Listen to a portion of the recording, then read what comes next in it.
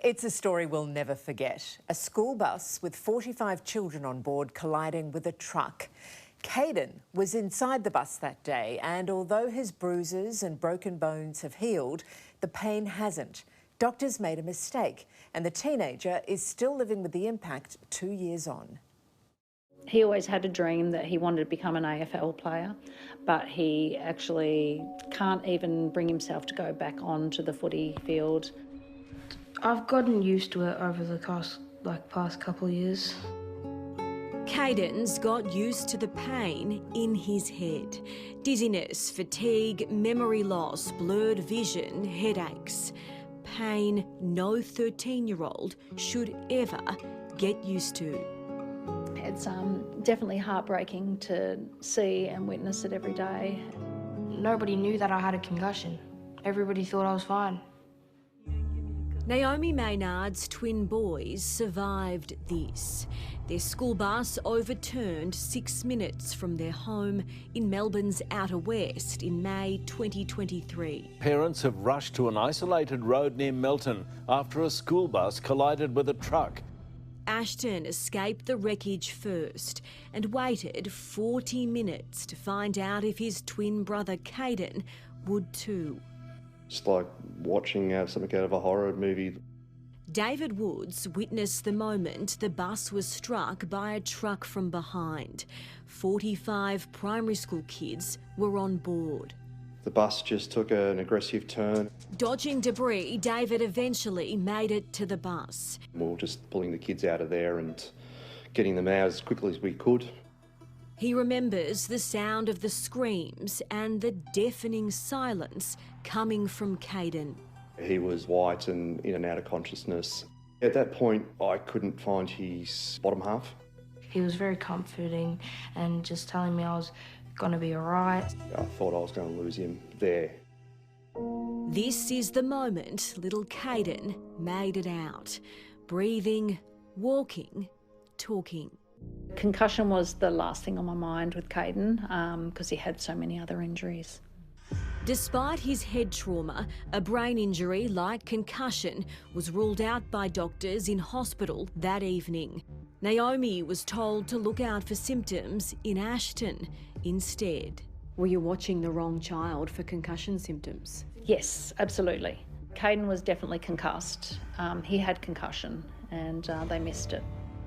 Ashton's recovery from concussion was textbook. Cadin's went undiagnosed for 7 months. Now, Cadin's whole life is built around it.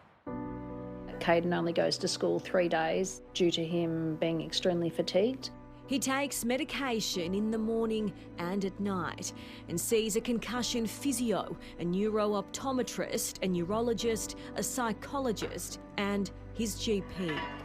So we don't know whether this is going to be it, whether it's going to improve. No one knows. During class, he definitely gets distracted more often. I get a lot of headaches and I just get dizzy really easy. Because it took 7 months for Naomi's fears to be taken seriously by medical professionals, Cadin was later diagnosed with post-concussion syndrome and chronic pain syndrome. He looked drunk. I remember watching him in our hallway and he just literally fell down. We had multiple visits to GPs, to all sorts of professionals weekly.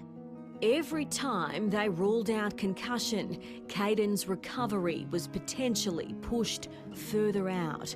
As Naomi would later learn, early detection is the best form of therapy. I'm definitely going much better since all my appointments. It's been a lot, but we're getting there. I think medical professionals let us down time and time again throughout that whole early process. And I just don't want, families to have to go through this.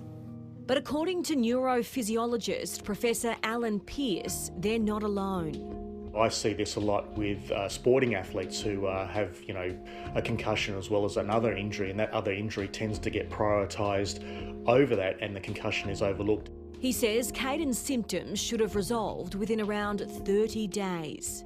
If concussion is not considered straight away, then treatment is not administered, and that increases the risk of persistent symptoms.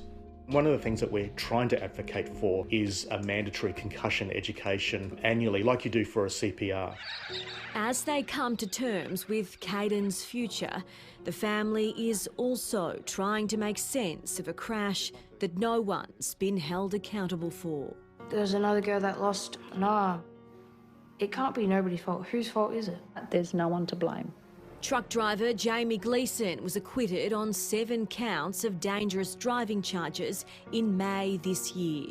To actually have that conversation with the kids was heart-wrenching, as I didn't have the answers that they had questions for. But they're grateful so many questions were answered when Cadin and David were reunited. It was very exciting because I never thought I was actually going to meet him. It's been the best medicine.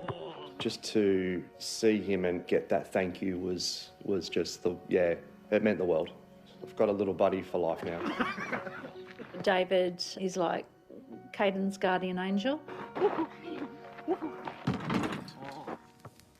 Yeah, what a terrific guardian angel, and Cadin is a little legend. We wish them all the very best.